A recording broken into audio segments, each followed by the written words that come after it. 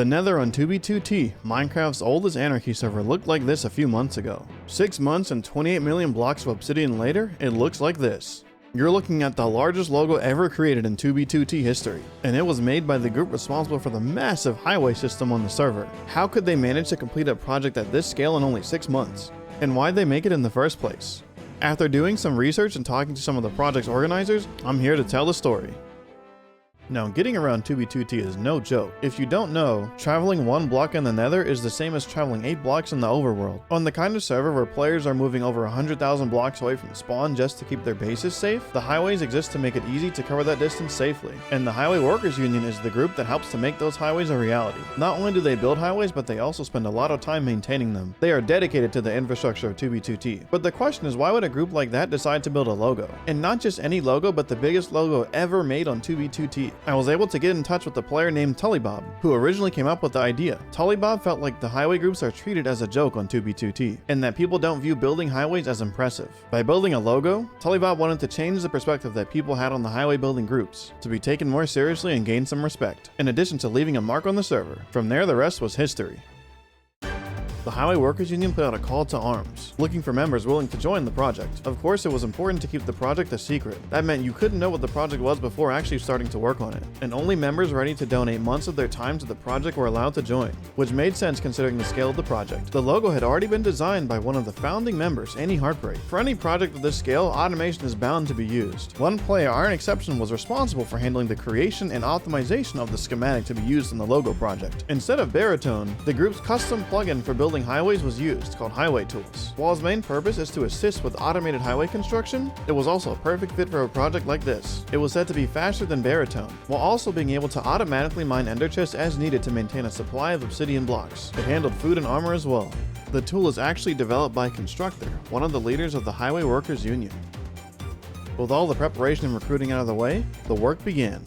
Building began back in September. A total of 35 players worked on the project. Over the course of the next 6 months, they'd be working non-stop to complete the project. The logo was decided to be placed at Y level 119. This was so that people could more easily use elytras throughout the Nether spawn region. But because of this, that meant that ghast were indeed a problem in the construction process. I was able to talk to one of the leaders of the project, Save G. He mentioned that they had to burn through a ton of armor to survive the construction. At a certain point, they tried to actually build a custom kill aura just for reflecting gas projectiles. Despite getting it working, 2B2T's TPS issues prevented it from being useful, since the timing is pretty strict. Building a project from this scale takes a lot of resources. The motorway extension guru supplied 340 shulkers full of diamond pickaxes, while players Sand Turtle and Redstoner helped out with providing ender chests for materials. And if you don't know, ender chests are the best way to store obsidian, since breaking one gives you 8 blocks of it. There were enough ender chests to fill 38 double chests. Journey map data was shared between all the players, to make it much easier to coordinate which parts of the logo still had to be paved. Despite working on a project of this scale for so long, there weren't many obstacles getting in the way. Save G told me that there were no grief attempts. That meant that progress could go smoothly for the entire 6-month period. You can see how the players are working together in groups, and it's super impressive that they were able to keep it secret for so long. At least for the most part. You see, when you're working on something this big, it's kind of hard for it to go completely unnoticed. As the project was going on, 2 players happened to be working on mapping projects, and of course over time, both of them noticed all of the obsidian being placed. One of these players was able to realize that it was a Highway Workers Union project, which is kinda hard to miss with how big the logo is. They ended up joining the Discord to talk about what they discovered. The other player, Pure77 Repeater, left a sign saying that they discovered the project. The Highway Workers Union got in contact with them, and they were able to convince both players to not leak what was going on. This meant holding off on posting anything until the project was completed and revealed to the public. Shoutouts to them for keeping it secret. Even more than that, Pierre decided to join in on the project to help complete it. Talk about teamwork. Finally, after 6 months of daily work, the project was completed on March 9th. They had done it. The largest logo ever made on 2B2T, using over 28 million blocks of obsidian. I think it's safe to say without a doubt that on top of the massive highway spanning 2B2T, the Highway Workers Union logo project has made an impact on the server's history. Players on 2B2T really love setting records. One of the best things to happen was actually after the logo project was finished.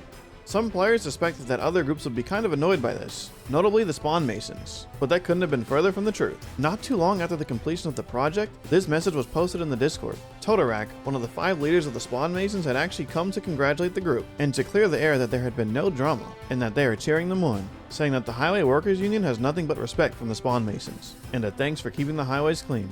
Talk about a happy ending. The Highway Workers Union also wanted to give special thanks to the Nether Roof Freedom Project, which had previously cleared out a 5,000 block radius around the Nether spawn. 5,000 blocks is the exact same radius as the logo itself. They also made sure to not build any platforms within 1,000 blocks of spawn, because they knew that it had been cleared in the past by the Infinity Incursion Secret Void project. I wanted to give a special thanks to Enigma008 and SaveG for a lot of the information that you heard in this video. I couldn't have made it without their help. I also want to shout out 7Red, not only because they're always supporting my TikTok videos, which you should definitely check out by the way, but also because they placed 7 million obsidian blocks. Same for Baka, who placed 11 million. Baka also helped out with the mapping. I can't forget Pier77 Repeater, and Jello Boy for some of the renders that you saw in this video. If you enjoyed this video, please don't forget to subscribe. I have a lot more videos on the way. I'd love for you to join the Discord too, because I could use some help with some future projects. Take it easy homies, and I'll catch you next time.